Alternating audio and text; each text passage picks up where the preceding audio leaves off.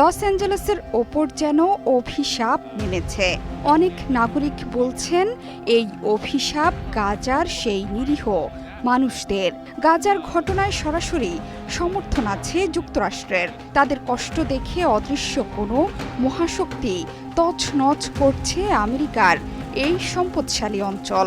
পুড়ে গেছে তারকাদের বিলাসবহুল সব বাড়ি গাড়ি, ধ্বংসস্তূপে পরিণত হয়েছে মাইলের পর মাইল। এত ধ্বংসযজ্ঞ চালিয়েও কিছুতেই দমানো যাচ্ছে না লস অ্যাঞ্জেলেসের দাবানলকে। কিন্তু কেন এমনটা হচ্ছে? কোন অদৃশ্য শক্তি দায়ী এই আগুনের জন্য? প্রতিনিয়তই দিক পরিবর্তন করে যাচ্ছে দাবানল।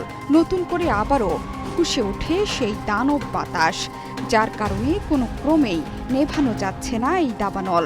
এখনো